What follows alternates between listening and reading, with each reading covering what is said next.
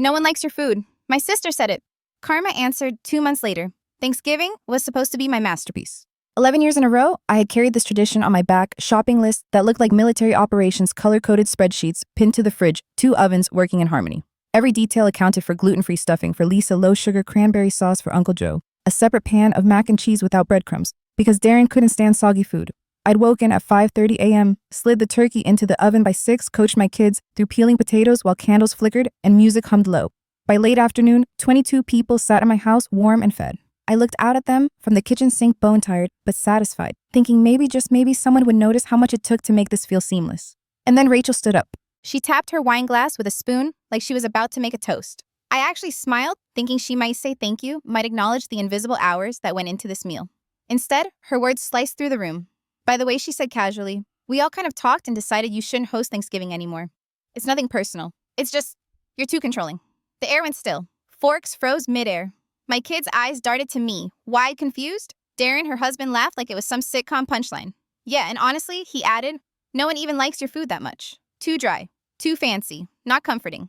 A couple of cousins chuckled nervously. Most looked down. Not one person defended me. Not my mother, who had always been quick to point out if I'd gained a few pounds, but couldn't spare a word for me now. Not my brother, who had taken seconds of every dish who'd left my house with containers of leftovers year after year. I kept my hands in the sink water running over the roasting pan heat, steaming up into my face. My son mouthed, what the hell? My daughter shook her head, her fork frozen above the pie. I didn't cry. I didn't scream. I dried my hands, slowly turned to the room and said only, thanks for letting me know. Then I turned back and kept washing dishes. They left after dessert, carrying the leftovers I had packed neatly into containers. Some waved, most slipped out. Rachel kissed my cheek like she hadn't just gutted me in front of everyone. Don't take it personal, she whispered, as if cruelty disguised as a group decision wasn't personal at all. When the door shut and the last car drove off, the house echoed with silence. My kids lingered at the table, unsure if they should comfort me or just give me space. I slipped into the shower instead, let the water beat down on me until I couldn't tell if the streaks on my cheeks were tears or steam. It wasn't about the food. It was the plotting. We all talked. They had planned this, waited until I had cooked for them, served them, made sure every single need was met, then delivered the verdict like a boardroom firing. The humiliation was public. The cruelty was intentional. I realized something as the water scalded my skin. When you do everything, people stop seeing it as effort. They stop seeing you. They see only what you provide. And once they're comfortable, they start believing they're entitled to it. Controlling, they called me. Rigid. Too much. No, I wasn't controlling. I was the only thing holding the center together. And now, after feeding them for over a decade, they had decided I was expendable. That night, as I sat in bed with my kids asleep down the hall, one truth burned hotter than the turkey oven ever had. They didn't respect me. They used me. And I promised myself, silently, fiercely, that I would never hand them that kind of power again. For the first time in 11 years, I didn't send out my usual December group text. No spreadsheet, no who's bringing what, no cheerful reminder about serving times. I let the family chat go quiet. At first, they thought I was sulking. That's what they always believed. When I pulled back, just give me time, and I'd come crawling back, apron tied, oven preheated. Rachel even joked once that I was like a slow cooker, let me stew long enough, and eventually I'd serve it up warm again. Not this time. Christmas came, and I didn't host. I cooked a small dinner, just me and my kids. Pajamas on movies playing. We ate on the couch with paper plates and store-bought cookies for dessert. No polish, no candlelight. Just peace. My kids looked at me differently that night. They saw the quiet, and they saw me not breaking under it. This is better, my daughter whispered, as if she was confessing a secret. By late January, the first cracks showed in Rachel's confidence. She called, voice dripping with fake sweetness. So, Darren's mom was going to host Easter, but she got COVID. And well, our dining table only seats 6. We thought your house is so great for this kind of thing, and you're just so organized. Maybe you could host? I almost laughed. The audacity. The same sister who humiliated me in front of 22 people was now asking for a favor as if nothing had happened. I thought I was too controlling, I said flatly. Silence on the line. Then stammering, oh, come on, that was just about Thanksgiving. It doesn't mean I already have plans. I cut her off. I hung up. The text started after that. From Rachel, from Mom, from my brother. Accusations wrapped as guilt trips. Don't punish everyone for one little misunderstanding. Stop being dramatic. You're tearing this family apart. No one said we were wrong. No one said I'm sorry. They expected me to bend. I didn't. That Easter my house was full, but not with them.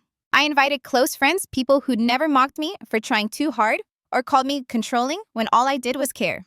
We laughed over mismatched dishes, let the kids run wild, and ate potluck style. No spreadsheets, no rules. My son looked at me mid-meal and said, this feels like family. And that was when I knew silence wasn't punishment. It was protection.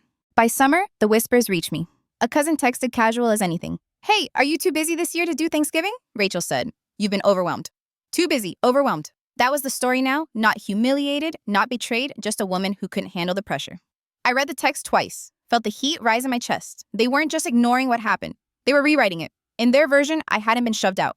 I'd simply bowed out, voluntarily. It was easier for them to pretend I'd been weak than to admit they'd been cruel. I typed back, no, I wasn't invited. But it's fine. I left it at that. No correction, no defense. Because explaining yourself to people who chose not to see you was just another form of begging. Thanksgiving rolled around. For the first time in more than a decade, my house was quiet. I stayed off social media, cooked a small meal with my kids. We made a new tradition that night, writing down what we were grateful not to have anymore. My daughter's note, family that makes you feel small. My son's people who only show up when it benefits them. Mine being the one who holds everything together for people who don't notice. We folded those slips of paper and tucked them into a jar on the mantle. A new ritual born from absence. 2 days later, my phone buzzed. My niece, Rachel's oldest, was whispering from a bedroom like a kid sneaking a forbidden call. Thanksgiving sucked, she said. Nothing was ready. Mom screamed at everyone. Darren got drunk before dinner even started. She burned the turkey like completely black. I stayed quiet, just listening. Then she said softly, I miss your house. That lump in my throat returned sharp and heavy. I miss being appreciated, I told her. She didn't reply. She didn't need to. Because even at 17, she saw the truth clearer than the adults who had spent years feeding off my silence. Christmas approached like a test I hadn't signed up for. Rachel sent another message, this one dressed up as generosity. We've all been thinking, maybe you'd like to host Christmas this year. We can help, promise. Just let us know. Mom said you might need money for groceries. We're happy to pitch in if that's the issue. If that's the issue. That single sentence chilled me. After years of giving them holidays polished like silver, they thought the reason I stopped was money. Not humiliation, not betrayal. Money. I didn't answer. That December, my kids and I drove 2 hours north and rented a small cabin. Just us. Snow piled on the windows, cocoa steaming in our mugs, movies playing, while we stayed bundled under thick blankets. Meanwhile, chaos brewed at Rachel's. An aunt texted me, do you know what happened at Christmas dinner? Everyone's talking. I ignored it at first until a cousin sent me a screenshot of a post Rachel had made and quickly deleted. Imagine carrying an entire family holiday by yourself while your husband gets drunk. Your kids are rude and no one offers to help or even say thank you. I'm done trying. Next year someone else can play hostess while I watch it burn.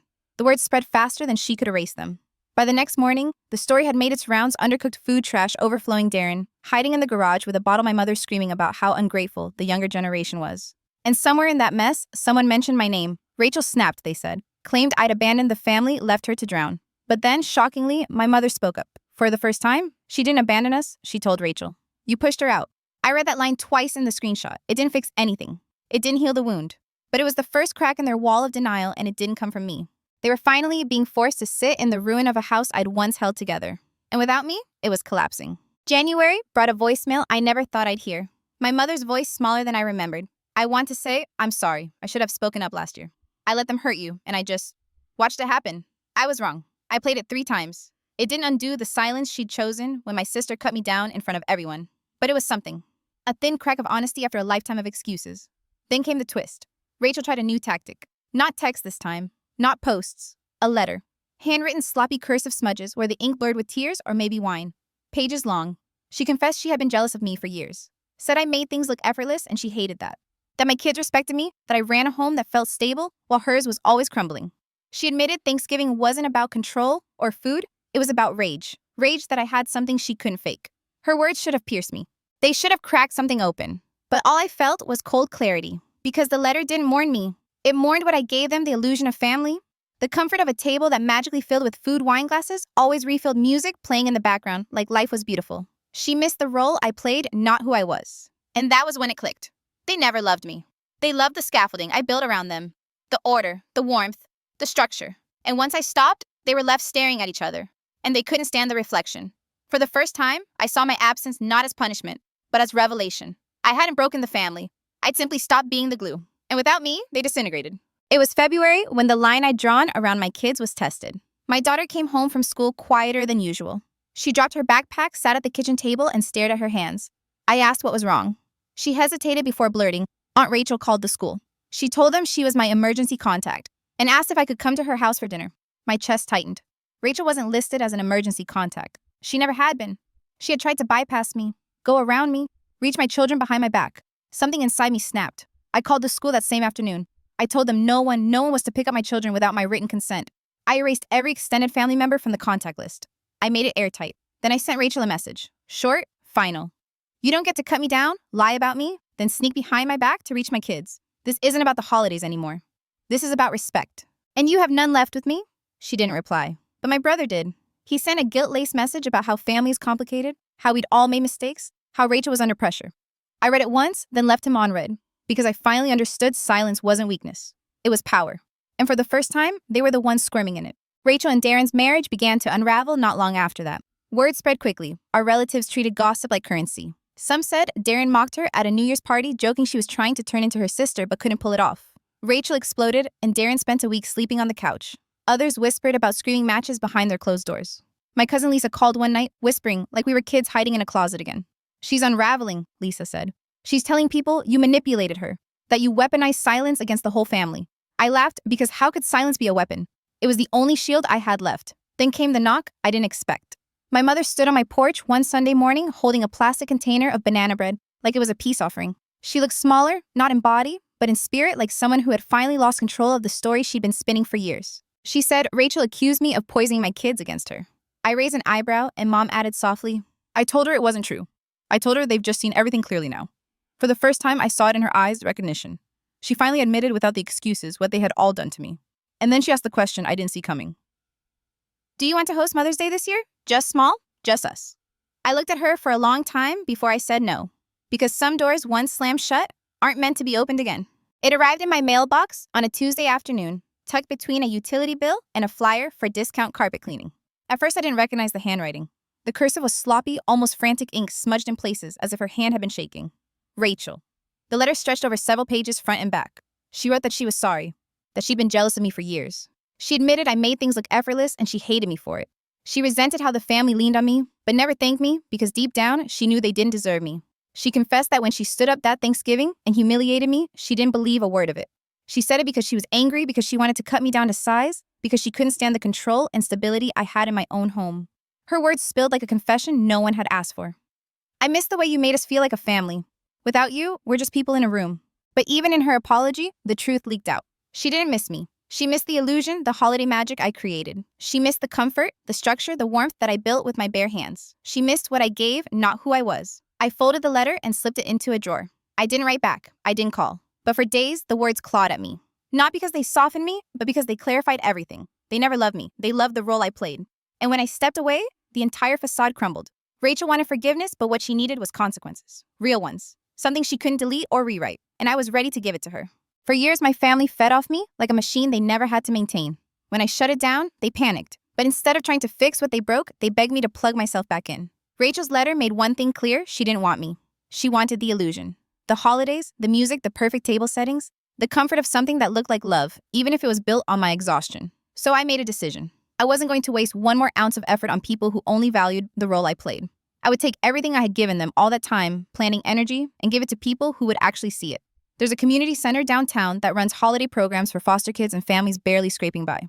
I used to donate leftovers quietly, but this time I went all in. I volunteered to host Thanksgiving, Christmas, even Easter. I decorated with the same care I once gave my own dining room. I made charts, menus, timelines. The difference, I wasn't doing it alone. Other women showed up, mothers who had been dismissed, women who had walked away from families that drained them. Together, we created something real. That first Thanksgiving, we fed 40 families. Kids who had never seen a table covered with more food than they could eat. Parents who cried quietly as they packed leftovers to take home. I didn't post about it. I didn't tell Rachel or anyone else. But word spread anyway because my niece, the one who had whispered her support months before, volunteered with me. She brought her friends, then her brother. She started calling me the only adult in the family who listened. Rachel couldn't erase me from her daughter's heart no matter how hard she tried. And for the first time in years, I felt light. Not triumphant, not vindicated, just free. Because revenge wasn't about breaking them down anymore. It was about building something they could never touch. This past Thanksgiving, I hosted again, but not for them. Not for Rachel, not for my mother, not for anyone who once sat at my table and mistook my effort for obligation. I hosted for the kids who showed up early to help set the tables for the women who knew what it meant to give, until you were hollow for my own children, who finally saw me happy in a space where no one mocked me or took me for granted. We laughed, we told stories, and before the meal, we held hands in quiet gratitude. It wasn't perfect or polished, but it was real. And that made it better than any holiday I'd ever hosted before. Meanwhile, my family kept falling apart without me. Rachel moved into a smaller rental after Darren stopped paying his share. She posted vague captions about learning humility and realizing what matters. But every time someone mentioned me, she changed the subject. Because she knew. She had pushed me out, and there was no coming back. The final attempt came in the form of a letter she mailed weeks later, an apology written in ink that bled with desperation. She wanted me to forgive her to let her come home. But even in her words, I saw it clearly. She wasn't asking for me. She was asking for the version of me that kept everyone else comfortable, the version she destroyed. I folded the letter, placed it back in the drawer, and smiled, because I finally understood. I wasn't their foundation. I was their illusion. And illusions only survive if you keep feeding them. This time, I stopped feeding. And the emptiness they feel at every ruined holiday, every awkward dinner, every silent table, that's the shape of me. A space they will never fill again. Thanks for watching until the end. But was walking away revenge or real freedom?